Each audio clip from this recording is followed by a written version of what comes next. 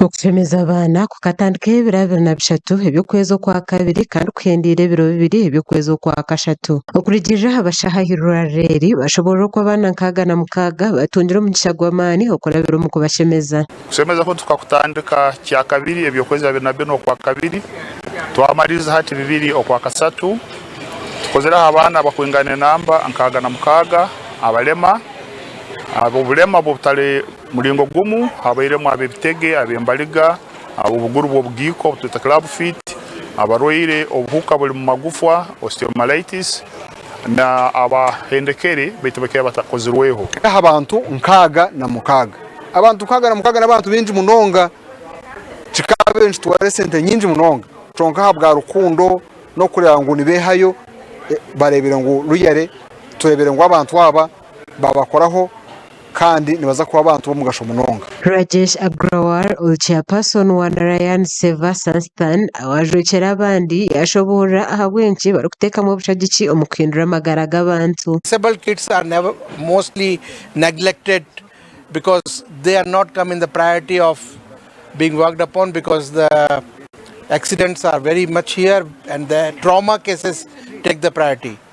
So we thought that why should we not focus which can save the future of this country. Umuyobozi w'omuhikirwa w'obukama bwa Toro Harriet Nyakake yasima obushagiki arukorekekera kuza kuhinduka omu magara g'abaana aba. Hati buno bwire basemiza abaana 66 hati abaana 66 kuba n'obaleka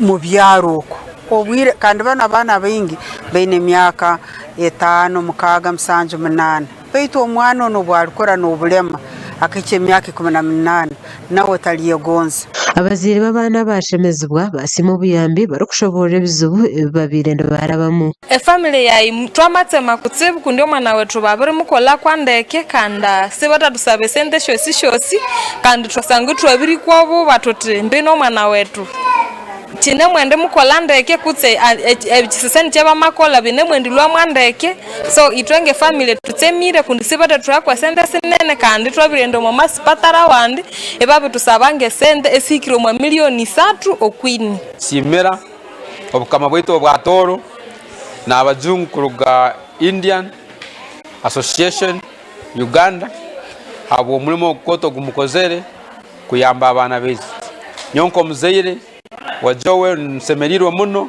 abokwandoro mwana wange hati naja gukora kurungi na arabata na yogonza na abana abandi bagenzi. Dr. Archibald Bahizi, Senior Executive Consultant w'irwareri ya Fortportal Regional Referral yashobora uko government ebahire sente zo kuronda abakugu abarabenu bakora mu irwareri okusya abantu obuhereza. Has for now not had an orthopedic surgeon but we are glad that the government of Uganda has given us funding to recruit an orthopedic surgeon.